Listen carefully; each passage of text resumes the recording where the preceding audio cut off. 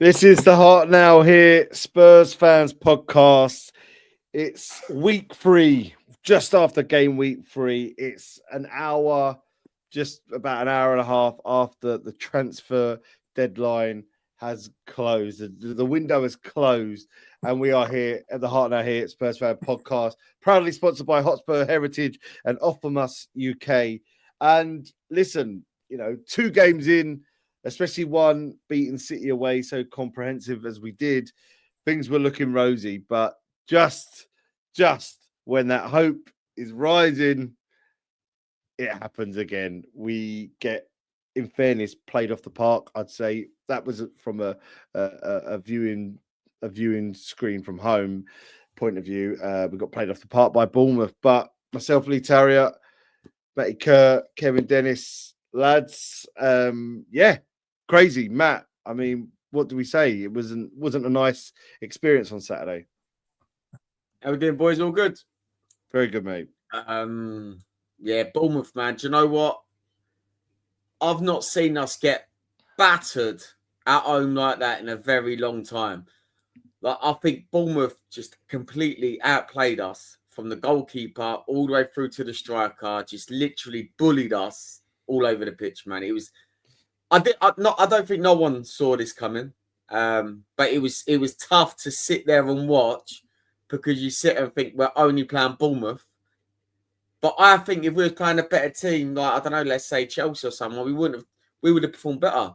But Bournemouth just absolutely dismantled us and picked holes all over us. They absolutely battered us.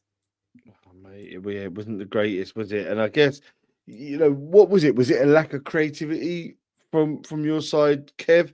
Like, a lot of talk was about, there wasn't much we were able to do. Kudus was trying, but there weren't much around him that could really supply into Richarlison. When you were watching it there, what was your thoughts on it and how we were getting taken apart? I mean, Matt, I'll ask you in that sense, while Kev comes back in, was it a lack of creativity? Do you know what, though? It weren't even a lack of creativity, Lee. We couldn't even get the ball. So even when we had 3 workhorses in centre midfield, they were just getting destroyed. They were, and we've got 3 workhorses in midfield there, and they were absolutely just running rings around us. Their press was good. Semenyo just destroyed Poro. Destroyed him all game. Every time the ball went up to Richarlison, the centre-backs, look, it's hard to say, right, if we played really bad or Bournemouth played really good. But how it worked was it just didn't work. Nothing worked that day, To have 2 shots at home and then to have 20 plus shots away tells you how well they played and how much they battered us in that game. I don't think it was the creativity was the problem. We just couldn't get a touch of the ball. So was that their press then? Their press was really good, because it was quite aggressive watching it. They played this player for player. And I look at it, and individually, they won every single battle all over that pitch. Yeah, mate, how do you even word it, Lee? Because I'm gobsmacked. I'm speechless, because we've gone to Man City, put in an absolute performance where Bournemouth done to us what we done to Man City. Yeah. And someone's just put on here on TikTok, the Spurs podcast, Johnson was one of the worst performances I've ever seen in a Spurs player.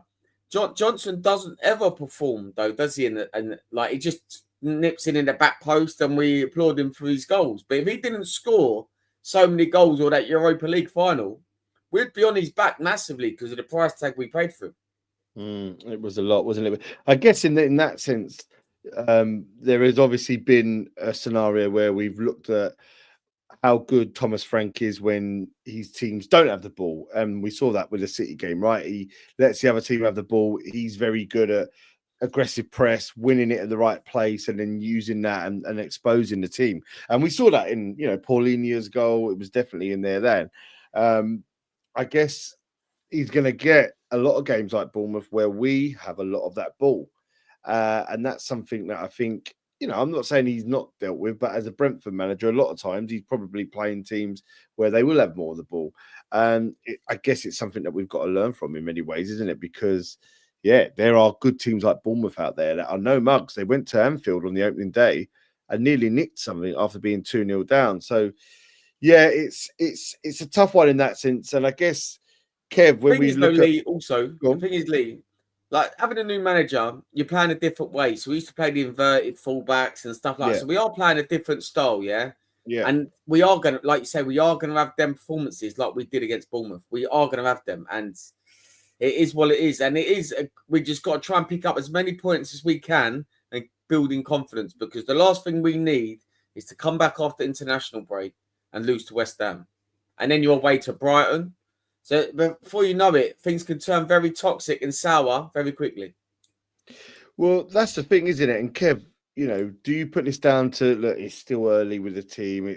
We're playing against a side that are synonymous, like they're really well known with being well organized, attack, you know, really aggressive on the press and attack quickly.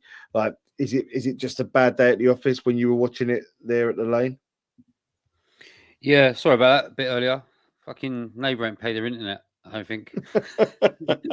So I don't know what I missed at the front. Yeah, I didn't go to the game. I had other commitments on, so I didn't go to the games. Okay. I know Matt was there, so he might have a bit more of a feel about the place than I did. I mean, I got back and watched it on telly, and yeah, I mean, I agree with what you just said there. I watched Bournemouth against Liverpool, and I was really, really impressed with Bournemouth, the way they played, and you would have thought they would have gone to Anfield and sort of sat in, but now they gave it a go, and I think that's the way they play. I think that was why I was really keen on the manager when we was looking for one as well, because they do know how to set up well. They do know how to press. They know how to play against other teams, but they've sort of got one way of going, one way of playing, and they seem to all be on the same page with that. And that was like last year against us as well. I thought they were really good. So even though I fancied us to win, I did say in last week's pod it won't be an easy game. It'd be a tight game if we do win it. But yeah, I don't think anyone was expecting Bournemouth to be as good as they were. I don't think we were great at all, by the way. But I thought Bournemouth were really, really good as well. So yeah, they fully deserved it, and it's a bit of a lesson for us. I mean, in terms of what we've seen this year, I think we've seen that we can be hard to score against when we sit in and we play on the counter, and we've done that. Obviously with PSG, we did that. With Man City, we did that. Burnley was a bit of an easier game, but it's going to be interesting to see how we sort of set up at home now. Obviously, we don't want to go all men behind the ball at home, but he's got to try and find that middle ground of how you play at home, about, you know, playing attacking football, but also being quite tight and secure at the back as well. He's just trying to find a happy medium with it. So it'll take time for him to find that. So I'm not, you know, overly worried about anything at all after one defeat. I think we've seen enough to know that we've got a good side there, and we've got a decent manager who sort of knows how to set up against, you know, the teams that he has so far. Bournemouth will be a lesson for him and a lesson for the players, and should only make us better. But listen, Bournemouth are going to go to places this year and they're going to beat teams, good sides as well. They're no mugs. So these results happen. I'm glad they're happening now. If we are going to lose our home games, I'm glad we're dropping points at home now and not at the business end of the season or in the middle. So early enough for us to learn from it, I think. So no panic at all.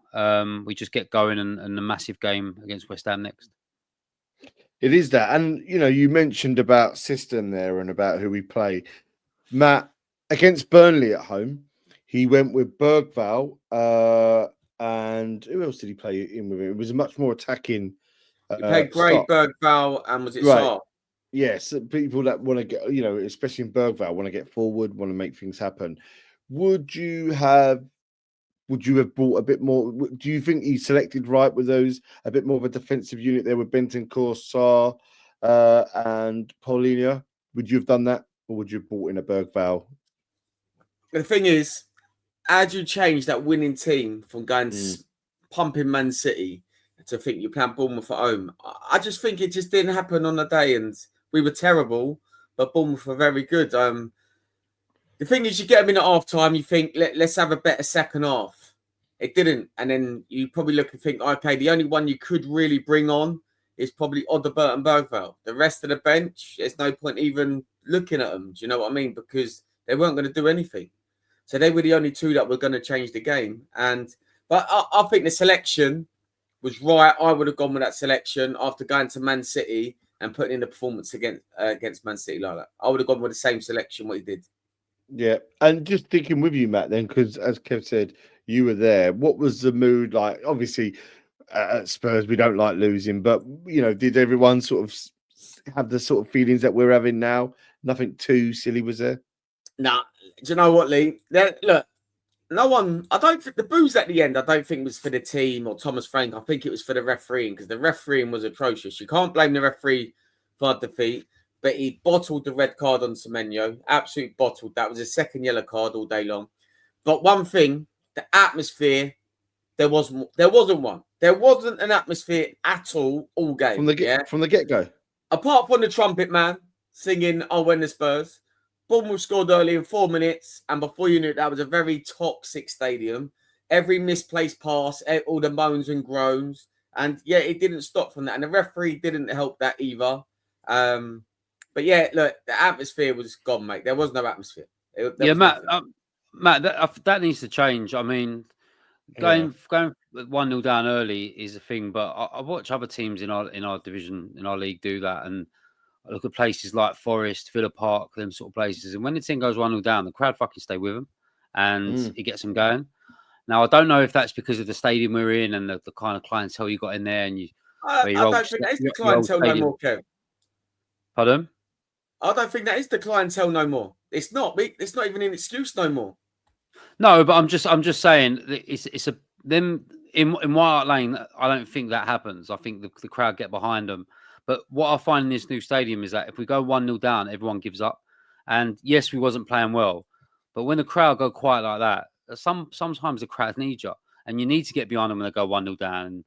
And when they put the ball back on the spot of the conceding, the crowd are roaring. It just gets them going. And that's one thing that I'll agree with Matt there. It's quite worrying, and everyone sort of just gives up straight away as soon as things don't go right. So yeah, that needs to change. Do you know what it is? Do you know?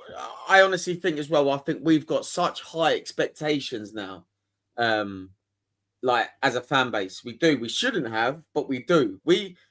Where we've moved into that stadium, I honestly think sometimes that we think we're better than what we actually are. Yeah, we've gone through so many managers and stuff, and I think we just want something to go right now. Do you know what I mean? We're fed up of all the silly mistakes and the silly losses at home against weakened teams. So one defeat at home to Bournemouth, or you're losing at home to Bournemouth. People put that on the back end of last season when we lost God knows how many games at home. So. I think fans are fed up, Lee. I think fans are fed up. We pay a lot of money and we want to see more. Do you know what I mean? Like, I know we signed Xavi Simons, but there was no reason why we couldn't go out and spend money today. I know we've gone out and got a loan, but that's it. You had to go out and show something, like we pay so much money, Lee, and it doesn't help that the bars and the stadiums are always full, and everyone's going to keep going to that stadium to spend money. We can't blame the clientele no more because it has changed. It's massively changed down there now compared to what it has been the last couple of seasons. But the atmosphere was horrendous, mate. Horrendous. What was it like in the pubs beforehand? Did you get to anything, or was you passing in it? Like the buzz on the high street? Was there anything? Do you know what, mate? I come from like Cheshunt, Waltham Crossway on the weekend. So I've got a train to Northumberland Park, and I went into the Olive Branch. Because I thought, you know what? I ain't been in here for ages. So I just went in there and had a couple of drinks. But there was no atmosphere in there. There never is. But everyone was in a happy mood in there. Do you know what I mean? And everyone was all right. I think everyone was kind of expected us to go in and win. And I think that's why the mentality was totally different. When we go 1-0 down, it's not what we expected. So we turn on the crowd turn on the team, type thing. It's not like we turn on the team. I get that wrong. Like, we didn't turn on the team. The referees made so many bad decisions for both teams. It turned the crowd in a very negative way. Really? Yeah, it did. Like every moan and groan, mate. There were just moans and groans all over the stadium. Yeah, it's crazy in that sense, I think, because you're looking at the sense of obviously referee is a big part of the game, but when calls like that, it makes it even harder. And look, again, at the end of the day, what I saw, Bournemouth, their press was really good. They're really aggressive. They knew that we probably needed that one or two extra creativity that wasn't there, and they were able to exploit that. I think we probably wanted a bit more time on the ball than they were affording to give, and they found that. And then the confidence there after an early goal, the confidence came there. Great header from Semenyo, could have done better. I mean, the outside of the foot cross was fantastic. So they just grew in confidence, and then we got into it as it went on. A couple of shots, Odegaard. We got a bit involved in it, but it was a bad day at the office. And like you say, sometimes you just got to take it as one of those and just think, right, on to the next one. We just don't want it to be a thing. And for our podcast. I'll tell you what, Lee, if we would have nicked a point in that game, I'd still be running out of Tottenham now, mate, because no way we deserve that, mate, at all. It was horrendous. Well, that's the thing. And the good thing I do like about Frank, we played his thoughts after the game, his post-match interview at the start of the pod. And he, to be fair to him, he's a logical man. I don't think he gets flustered by this. He understood where things weren't right. And the hardest thing for him is now he's got a squad that are going to fly all over the world. We've got Romero going to South America. We've got all the European qualifiers covering every bit of the continent. So that's the hard part, because you'd want to get them in and be like, right, okay. And then we've got West Ham, a spicy 5:30. They are going to feel over the moon. They got a great result yesterday against Forest. That was a really good result for them to win 3-0. It was very comfortable in the end. And it's just what they needed after what was a really shitty start. So they are going to be really up for it. So we've got to match that. And it is going to be a tough one. But I will ask you, Matt, if there was one, who was your Hotspur of the match? I'm going to say Vicario, mate. I think he made a couple of key saves. He made a couple of key saves. I think if it wasn't for him and, say, Van der Ven, I think we could have absolutely been battered. I think everyone else was probably about a 3 or a 4 out of 10. What was Romero like from your point of view? Do you know what? With Romero, I love Romero. I think he gives the ball away so sloppy at times, Like when we're trying to play from the back, I think he just gives the ball away a bit too cheap. But I thought Van der Ven, he put a couple of last-ditch tackles in and stuff like that. Like I thought he done well. But I'd say Romero like a 5 maybe. But I'd say there was a whole midfield was probably about 2 or 3, mate. It was horrendous. So I think I know where you're going to go with your not Spur. You tell me who it'll be though. It's got to be Brennan Johnson, mate. He offered us absolutely nothing, Lee. There was a moment he was through basically 1-on-1 and he passed it to Kudos and Kudos was offside. Oh. He's no good at the chance I'm talking about. I don't know if I can remember. First half. He was basically through. Yeah, he broke down the left. He was through and he played it inside and Kudus was offside. And he sit there and if it's not a back post, Johnson took his goal well against Burnley.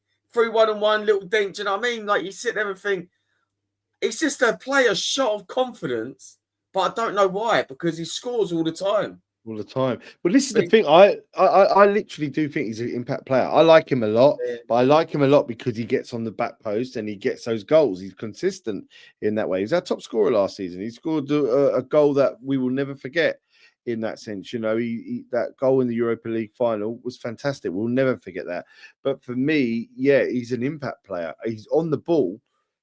Sadly, Brennan Johnson just doesn't have it. He's just not good enough. I don't think his decision making is well enough, and I just don't think his qualities, technical abilities, well enough. But I'd back him all day in front of goal if the ball's given to him. And so, I think a lot of people echo your thoughts there, Matt, in terms of your not Spur being Brennan Johnson. Kev, when Matt says that Vicario was his Hotspur, which I think a lot of us would agree, and Brennan Johnson was his not Spur, would you be thinking around the same way? Vicario had a top game, to be fair, saving point of view. Yeah, no, definitely for me, Vicario, he pulled off some absolute great saves in that game. definitely can't question him for that side of his game. But yeah, it could have been a lot worse without him. So definitely my man. I thought Bergvall come on and done all right. He's that sort of midfielder that when the game is getting, sort of past you and you need something just to happen, some bit of magic to happen. He seems to get on the ball and wants to play the Tottenham way in that sense and try and get everyone back up, the crowd and everything else. He's that sort of player, proper cavalier of a player. So I thought he done well, but yeah, I'll definitely give it to Fakaro if I had to pick a man and match out of that lot. Yeah, definitely. And not Spur? Yeah, I agree as well. Brennan Johnson, I think it might be a reason why we're looking at another winger or got another winger in this window. Would be Mawani as well, can play out there. But yeah, non-existent. I thought Porro had a bit of a fucking stinker as well, who was up against Semenyo, who I thought was brilliant. But yeah, Brennan Johnson again, non-existent. And if he isn't tapping one in, we are like a man down with him. And I mean, that's should have been hooked a bit earlier than he was. I don't know. Was it half time he got hooked? No, he was. No, it's later in the second half. Yeah, yeah. Maybe at half time I would have hooked him anyway because I thought he was terrible at first half. How many times he give the ball away in that first half as well? I don't know. But yeah, really, really poor performance. Probably the worst performance I've seen of him in the Spurs shirt, where a goal hasn't got him out of jail either. So yeah, Brennan Johnson, appalling for me. And I'll go out and say this as well, and people will probably go like, that's a mad one, but if we had to raise funds at the moment and we had to get to sell a player, I don't see where he fits in our way of playing. Brennan Johnson for me, I still don't think he's good enough for Spurs in terms of the way we want to play and going forward in that style. I just think if we had to hook anyone out of there as a big name, I think Brennan Johnson, I don't think we'd miss. Even as an impact player, you wouldn't keep him 15 minutes off the bench? No, I mean, I'm talking about a situation where we had to raise funds as well. So if we had to get a few quid and sell maybe a bit of a name or to raise some good money, I think he'd be the one. But yeah, I don't know. I don't know how he'd react coming off the bench. I don't know. But all I know for me, in this way of playing and under this manager, I don't think he's a starter in that team. Yeah, no, I think you're right in that sense, and it's kind of been what we've said. We're the guy we're forever grateful for. We love that he scores goals, but there is more to the game than that. You're not just put by the goal to tap it in. You've got to work hard. But we are, as I said, just sort of 2 hours post the window closing. Our transfer signings over the summer of 2025, now that it's closed, has been Matthias Tell, who obviously was already on loan with us. Kota Takai, who's a Japanese centre-back, Mohamed Kudus, who obviously we're all very pleased with, as is João Polina, who's on loan. Xavi Simons came in late last week, obviously couldn't play against Bournemouth, but was unveiled to the crowd before the game. And then today, Randall Kolo Muani has been brought in on loan, not with a to buy stipulation to it. It is coming, I guess, at a time when there's talk of Solanke's ankle injury being a bit worse than feared. So how long that is out, I don't know. But Matt, as a whole, you've touched upon it a bit earlier on about us maybe spending more. Is it a good window? If you rate it out of 10, what would you give it? John, the other day I said a 6 out of 10, and I was expecting like another 2 more to come in. With the Solanke injury, and then us to going out to just get a loan, and then we could have gone out and got Lookman for like 35 million, and I think that would have been an unbelievable signing. I'm still going to say 6, and I think the biggest one we've done this window is Ramiro signing a new deal and bringing in Kudus. I think spending like 35 million on Tell is taking the piss. Yeah, and they've had our pants down, and that's 35 million out of our transfer budget where we could have gone invested somewhere else. I know he's a young kid. Decision, though? Who's made that I know decision? he's a young kid. I get he's a young kid. But when's he going to play? When is he going to play to get them minutes to improve his game? Like, when is it? He's not going to get him on the left back. Matt, he can start in front of Johnson. I'm telling you that now. You say that, but he's going to probably play... because I think that... Is it Mawani? He could play on the left-hand side as well, So... You're going to have Simons. I think, are they looking at Simons potentially playing on the left? I don't know. But I do worry for Tell's game minutes. I think Odobert offers us much more at the minute than what Tell does. Interesting. I don't know. Because, I'm the opposite with Tell. I've got faith in it. I think I see a player in there. I just think he needs to find his position. He's definitely not a centre forward. I've said that so many times. Even though I've watched him play up top for France under 21s, I know it's a different level, but he looks okay there. But for me, he's an out-and-out winger. And when we did sign him, I remember rewatching all the goals and clips and everything else, and it seemed to be at his best jaw off the left, coming in on his right foot. I'd like to see him there over Johnson, be given the minutes, and Odobert, to be fair. I'd like to see them both be given a chance over Johnson, just for that attacking prowess that they have and the way we want to play. But I've got faith in Tell. Do you know what I mean? I'm happy to dig out shit players. I don't care. But I'm quietly confident that Tell will come good. And I think that's the reason why they've gone for him, because they obviously see something in him. And also, we know why they've gone in for him as well, because if he does do well and he outgrows us, it's profit for Mr. Levy as well. So, but yeah, I don't know if anyone else is on my page, but I've got faith in Tell to come good. I hope Tell does come good. I hope Tell does come good. Right? I think we all do. But I do look at it, and someone just said in there, if you asked the Spurs fans before transfer window, if you get Kudus, Simmons, and Polino, we would have laughed, yeah, and we would have been happy with that window. But not when you've got Kulu out to potentially December, Maddison out missing basically the whole season, and losing Sonny. That's so many goals and assists coming out of 3 players in your attacking option. You know, we need Kulu back. We do need Kulu back. But I'm excited for what Xavi Simons and Mawani bring to us. You know, after the international break. Yeah, it was good to get them in. It was good to get them in, and I think they've got some prowess about them. I think the stats for Mawani, 8 in 16 at Juventus last year. Simmons already looks a player. Don't forget that goal he scored against England in the Euro semi-final was an absolute bullet. So yeah, we've got things there. Did you think we should have brought anyone at the back, Kev, or weren't you as fast? I know there was a Kanji was being spoken about. Like, how do you think we're missing anything that we didn't get?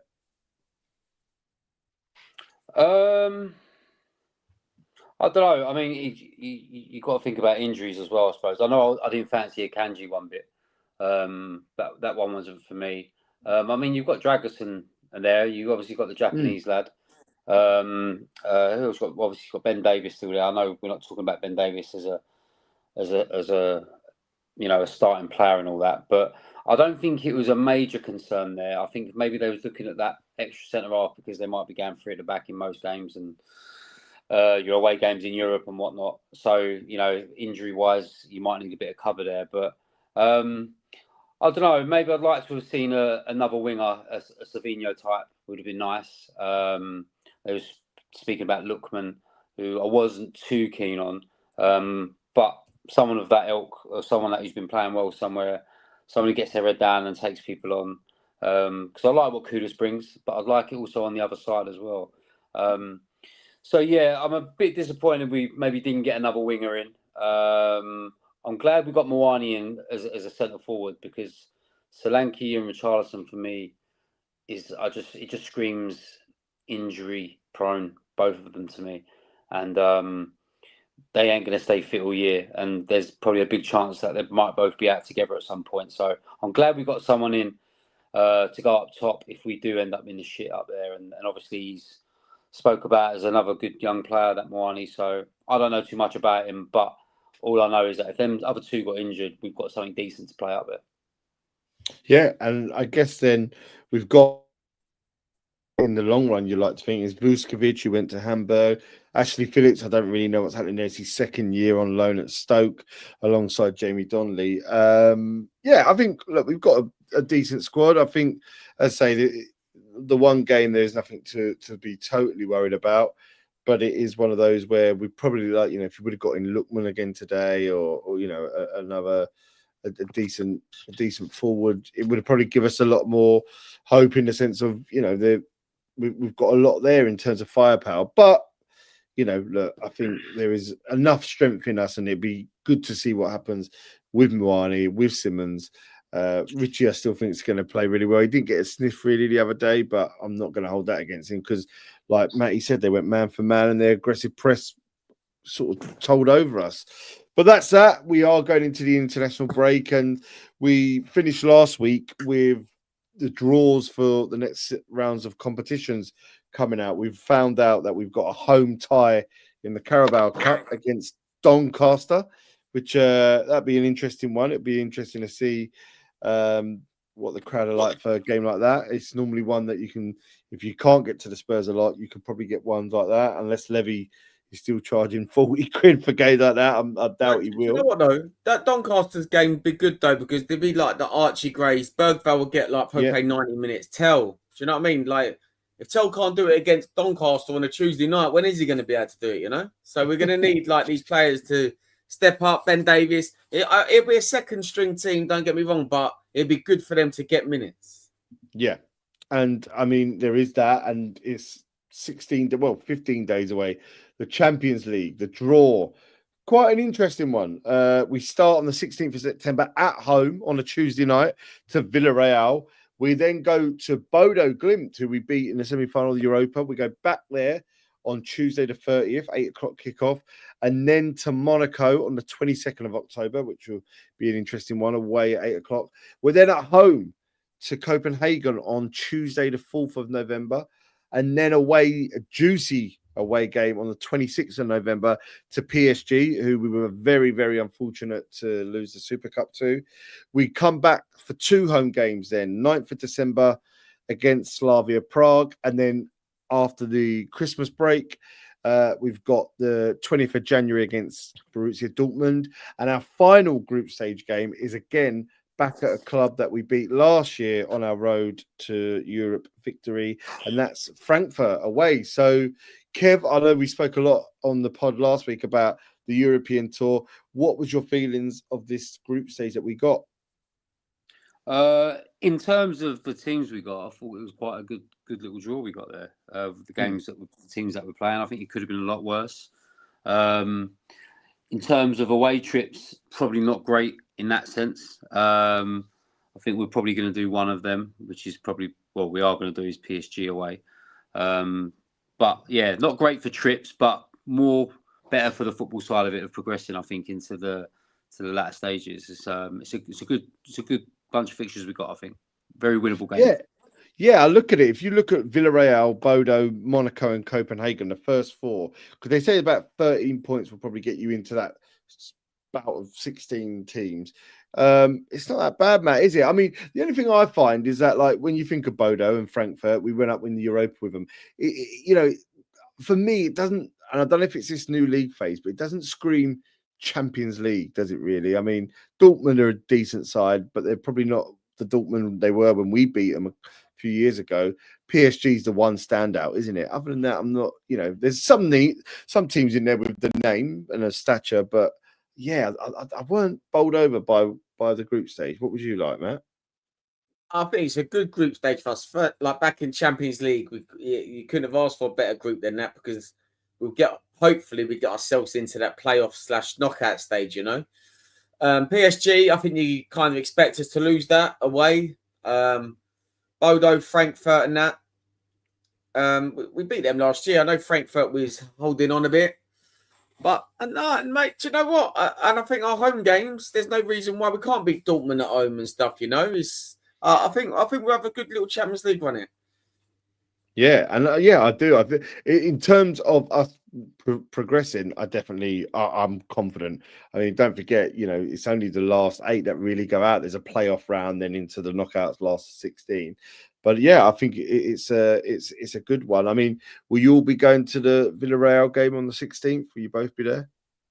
Yeah, Joe, I'll be there. I mean, what's good about it is because I knew we weren't going Bournemouth, I was going to be a bit gutted that I might not see any of the signings, like Xavi Simons make his debut. Obviously, we'll have the West Ham game in between that, but the next home game, I think, is Villarreal, if I'm not mistaken. The next game we have at home. So it'd be nice to be there to watch some of the new boys on their home debuts as well. So obviously that, and everybody knows that you've got to go to these games. If you go away and you want to get your loyalty points built up, these are the games to go to. You should want to go to every Champions League game anyway, regardless of points, but it does have that extra incentive to get down there on a freezing cold night sometimes when you might have something else on. So yeah, with them games, I'm really excited about the Champions League. Like I said, it's a free hit for us, and I think it being a free hit, there's no pressure on us, and we've got a big chance to get into the latter stages with the teams we've got to play. And listen, if you like me and you like us, you love them European nights under the lights. So yeah, really excited. Yeah, it's going to be really, really good. And I guess, as I said before, there is that international break, which comes at the worst time, especially with the games that England have got. They're literally nothing games about them. So it's almost a week off football. But the next game, Matt, is West Ham. We know how spicy it is. What are your thoughts about it now, knowing that they've won 3-0 after starting the season terribly, and we've lost after starting really positively? Yeah, they had a good win yesterday. I didn't see that coming at all. There was a lot of people that went out of like last man standing yesterday thinking like Forest were going to pump West Ham. I know they've brought a couple of new players in as well, and they've got like players like Somerville and that back from injury now as well. So it's a shame that we're meeting them when they've got injuries. But I think we beat West Ham. I don't think they're any good at all. I think we beat West Ham. Yeah, comfortably, or because we've got to go there. It's not they're going to be right for them fans. Depends if West Ham come at us. Or we go at them and they play like how Bournemouth did, or we just play like kind of how we did against Man City away, Yeah, I guess. Well, I think we can definitely cause West Ham problems if we go to West Ham and have 2 shots on goal like against Bournemouth. Then I don't know, mate. Count me out. Count me out. Kev, are you going? You going to go to the game? West Ham, no, I can't make West Ham. I'm playing football that day, so yeah. It's 5:30, isn't it? It's interesting. Yeah, it's 5:30. I mean, it's a bit of a squeeze to finish football and get down there. I'm away somewhere in Hertfordshire somewhere, but it's a bit of a squeeze. But I would really like to go to that one. If I can try and squeeze it and get down there, I will.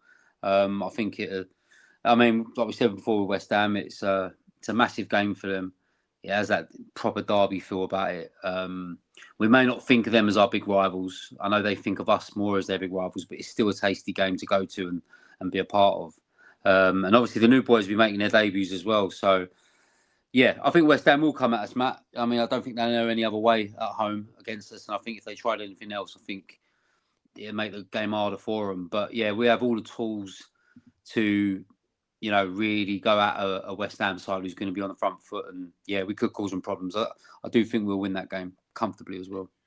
Do you think we give them a bit of the ball, let them play and pick them off like we did against City, like Thomas Frank likes to do at time? Yeah, it's a tricky one. Like, it's...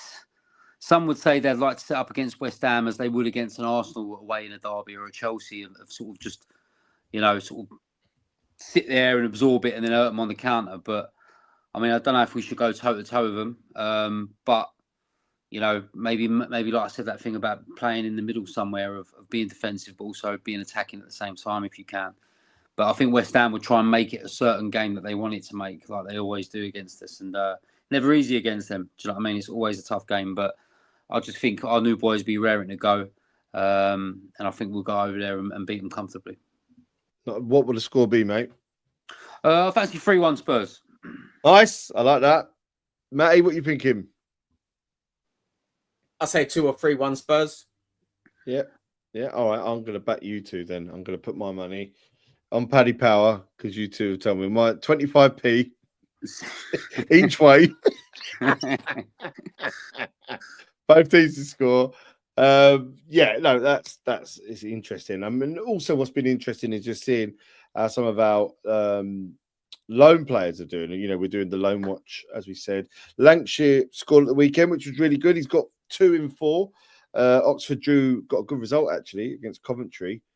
Drew 2-2, and he's doing all right there. He picked up a striker's goal. Ball was sort of in and around the box after a bit of a scramble, and he was just there and put it in, which was quite nice. I think he's performing the best when looking at the loan players. The Korean lad, is not really getting any time at Portsmouth. Ashley Phillips and Jamie Donnelly are playing. I think Donnelly's sort of in and out the Stoke first 11, but Stoke haven't started very well at all. Stoke, I think when I was looking at their results from the weekend, I think it was another loss to Ryan Mason's West Brom. Played all right, but they not great. And then they lost 3-0 to Bradford in the League Cup. They got a good result against Southampton. But I think it's one of those where, yeah, hopefully you can get more involved in it, Jamie Donnelly, as the season goes on. I think Ashley Phillips has definitely been starting for him.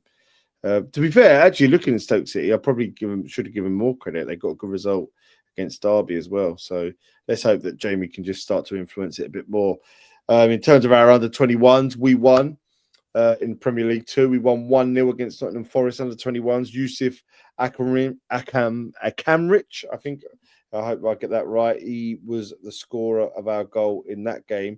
There's only obviously been 3 games at the moment. We're there with 6 points. We've played 3, won 2, and lost 1. And the under-18s who haven't started as well in the under-18 Premier League, we lost 3-2. And at the moment, we've not started very well in that one. Is that Lee? Is that Luca Williams-Barnett? Is he in the under-23s or is he? He's under 21s, yeah. So he's playing he's gone up. Yeah, he's been playing. Yeah, he's playing just behind the forward. He's sort of playing in that sort of 10 role. But I think, yeah, he's going to be doing the business, mate. I really do.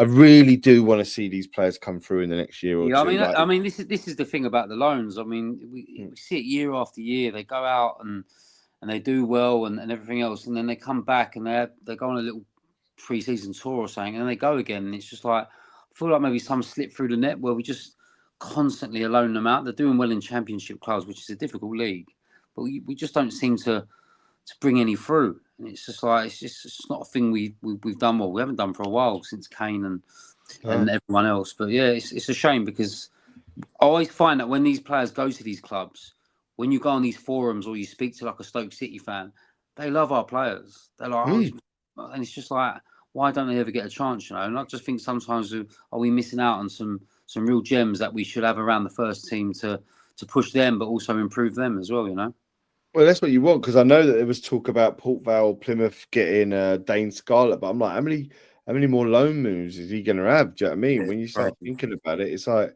is that towards the end of it now? Is it one more trying to find some money? When they have all these loans like Scarlett, you sort of think, if he's having all these loans, I know Kane had a few, but I think he must have had more by now. He's been around, yeah. What is the thing? Is like, are you loaning him for him to maybe just hit it one day, or you keep loaning? It's like, you just sort of think, why don't you just get rid? Why don't you just permanently sell? If you're not breaking into your first team at 19-20, why are they still around? Yeah. So it's like you're confused whether they've got some promise for them, and that's why they keep loaning them. But some of these players don't really do well on loan, so it's just like, why are you keeping him? But then Kane didn't do fantastic on loan either, so he didn't, did it? And it just changed, didn't it? But yeah, you'd like to see him back in. Alfie Devine is obviously Preston. Didn't play at the weekend. I'm not sure if he's injured, but again, you just want to see these players come through. I like he's him. A massive part. He looks good. He does, Devine. I like him. He was the one who made the young debut, didn't he, against Marine? Was it under Mourinho? Yeah, all that time ago. But so that's us obviously going in to the international break. But before we end our pod, we always end with a quiz. And every week I do a different question. Kev won again last week against TJ when we were looking at different what did we do last week? Different scorers, wasn't it? Yeah. Different scorers against Man City, wasn't it? That's right, against Man City, yeah. So this one, obviously, with Xavi Simons coming from Red Bull Leipzig or RB Leipzig, I was thinking about it. I was like, okay, what are the transfers that have happened for Spurs from players from Germany? So there are 1, 2, 3, 4, 5, 6, 7, 8, 9, 10, 11, 12, 13, 14 players Tottenham have signed in the Premier League era from German clubs. Xavi Simons is one of them. So Kev being the winner of the last two, I'm just going to ask you to name one. If you get it right, like a penalty shootout, it goes into Matty, and you carry on until one of you gets it wrong and the other one is the victor. So we've got 14. Xavi Simons is gone. Oh, 14.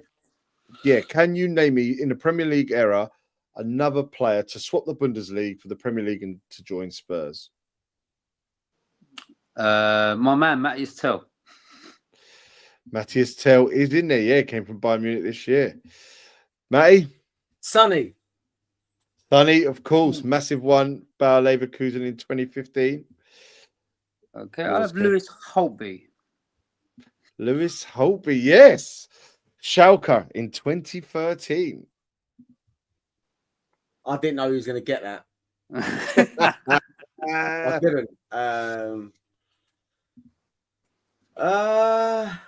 Still a few names that names I didn't expect you guys to have. Has played in Germany. Yeah, we signed him from a German club. Yeah. And to be fair, Chadley. Not Chadley. No, not Chadley. So Kev, to steal it again, mate. I think it's a risky one. This. I'm glad he's fucked up because this is a risky one. I'm going to go for Stambouli. Oh no! No, Stambouli. Yeah. Oh, we must. I think we sold him to. We must have sold him to a German club then. We might have done, but you're back in it. Oh, Matty, come on. You can German league.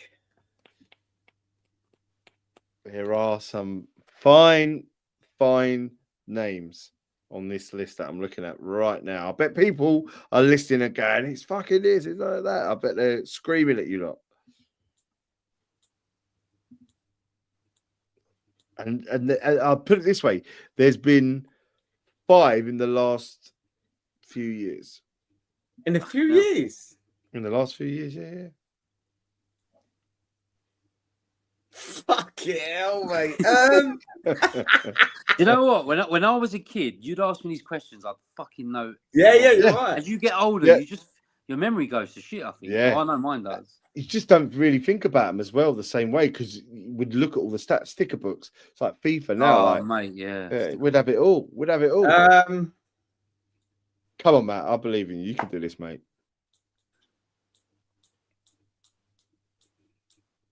Papa Sarr? No. I don't know where we got Sarr from. I think we got him from Metz, didn't we? Yeah, I think it was a French club. See, I was thinking like Freddie Canute, but we didn't sign him from Germany. This is a risky one, but I think I'm wrong. But I'm gonna go for it because I might just nick it. Christian Ziege. Christian Ziege. No, we signed him from Liverpool. Fuck! Did we sign from Liverpool? Yeah. He was at Newcastle. Yeah, I think Newcastle, Liverpool, and Spurs. Fucking hell, Matt, you're back in. You're back in, Matt. I can't believe it. I thought, I'm going to run out of names here. But I understand it happens, especially on the spot. Don't do this on Mastermind, people. Paulinho, there you go. Fucking hell. I'm looking at the team now, thinking, yeah, right. Go on, Kev. Oh, I think I might have one. Go on. I'm going for Lee Yong-Pugh. Lee Yong-Pugh. Left back. Did he come? No. To win it, Matt. To win it. This is you. Well, one more. Yeah.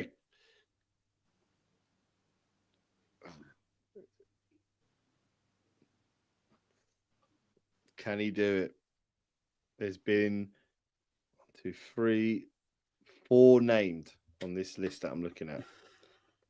14. There's 10 left. I don't know where we signed him from. I don't know. A couple of people said it in the Instagram. A couple of people saying names that are correct in the Instagram. AC777. Yeah, come on, Max. I think I've got one, mate. No pressure. I think I've got one. If you say it right, Matt, you win it. Don't be Googling, Matt. No, not mate. I'm just sitting here thinking. Right, I'm going to bring you. I've got to put you on the clock. 5 seconds. 4, 3. He's got the shit. 2. He's gone. Pavlyuchenko. I don't know where did we even sign him from. No, Kev, back to you, mate. Is this to win it? No, because we've got back round. So if you say it and you get it right, and Matt gets it wrong, then you've won it. Yeah, it's like a penalty shootout. It's gone back to the beginning. Right. Go on, Matty. We met him on the train on the way to Wembley. Super Stefan Freund. Oh, man. Of course. I thought he'd be the first one that you'd say. Stefan Freund, the first German player we signed in the Premier League era, and it was from Borussia Dortmund in '98. So, Matt, Was he the have first? you Was got he, a was he the response? first one, Lee? We signed from the Bundesliga. Yeah, Bloody hell! yeah, because we got Klinsmann from Inter Milan. Yeah, that's right. That's why I didn't say Jurgen. Yeah. As the extra time helped you, Matt, you've got 9 to choose from. Klinsmann. No, I just said he's from Inter. Just Jimmy cunt. We signed him twice. Oh, that's a fair point. We signed him twice. That's a fair point. That was a Do you know loan, what? though. That don't Yeah, count as a loan. So it's Polinia. I'm gonna. I'll tell you what. I might give you this. Hold on. I'm gonna look. Kev shit in it. Oh, you know what? You're wrong. Kevin's won it. Yeah! He went to Sampdoria.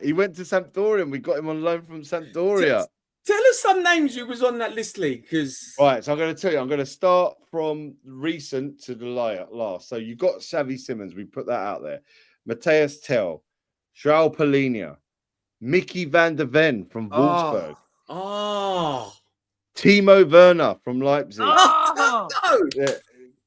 Obviously, Heung-min Son, Kevin Wimmer from FC Cologne, Lewis Holtby from Schalke, Gylfi Sigurdsson from Hoffenheim, Gilberto, that terrible fullback or midfielder from Hertha Berlin, same as Kevin Prince Boateng from Hertha Berlin. Now you're saying them, Lee. It's just all coming. Dimitar Berbatov, Leverkusen. Mate. Paul Stalteri, Werder Bremen. How did you get that, Paul? Yeah. And Stefan Freund from Borussia Dortmund. So, Kev, that was a good you've won again, mate. You've won again. Mate, light work. 3 in 3 this season, mate. So, I'll get a hat-trick ball. Hang on. I beat you the other week. I beat you the week before TJ. You played TJ last week.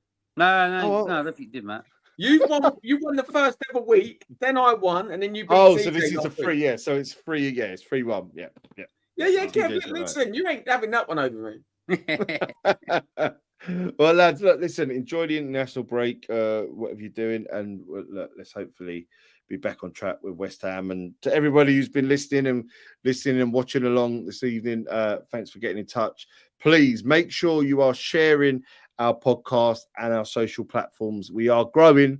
We are getting really good feedback, but also what really matters is when you leave reviews on stuff like Spotify or Apple Podcasts and you rate the podcast. It can really help us in terms of moving up in the algorithm. When people are looking for podcasts about Tottenham, the more that we have been rated and that we've been liked, the more it will be pushed up to new users. So we're growing all the time, which is amazing. But really, if you can tell anybody, someone you know at work, your uncle, your aunt, somebody that likes a bit about Tottenham or football in general and just likes to hear about, a group of fans that love supporting the team they love, please share the podcast because it would mean the world to us. And we're forever growing. So we'll be back after the international break and hopefully with 3 points against West Ham, looking forward to our first game back in the Champions League for a couple of years. This has been the Hot Now Here Spurs Fans podcast. We'll see you after we beat West Ham. Come on, you Spurs.